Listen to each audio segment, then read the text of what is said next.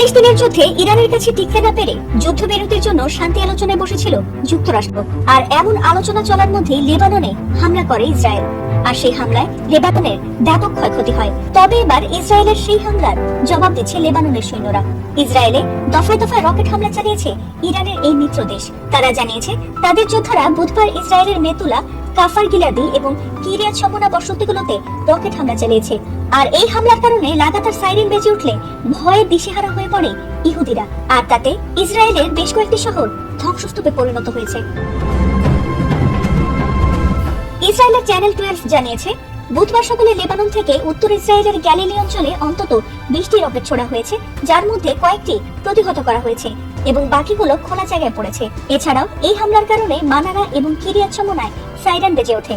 এদিকে যুদ্ধবিরতির মধ্যেও নেতানিয়াহু লেবাননে হামলার যে দুঃসাহস দেখিয়েছে তার জবাব দেওয়ার জন্যই লেবাননের সৈন্যরা সর্বদা প্রস্তুত রয়েছে। ইসরায়েলে দফায় দফায় এমন রকেট ও ক্ষেপণাস্ত্র হামলায় হঠাৎ করে হতবাক হয়ে পড়েছে ইসরায়েল। যদিও ইরান ও যুক্তরাষ্ট্রের মধ্যে হওয়া 14 দিনের যুদ্ধবিরতির অন্তর্ভুক্ত ছিল লেবানন, তবে লেবাননকে এই চুক্তির অংশ মনেই করে না ইসরায়েল। আর তাই যুদ্ধবিরতির মধ্যে লেবাননে হামলার পর প্রতিশোধমূলক পাল্টা হামলা চালিয়েছে লেবানন।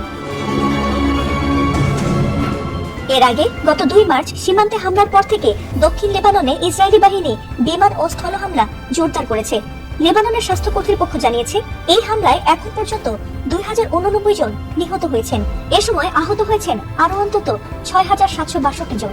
তবে লেবানন স্পষ্ট জানিয়ে দিয়েছে ইসরায়েলের এমন হামলার চরম মূল্য দিতে হবে নেতানিয়াহুকে।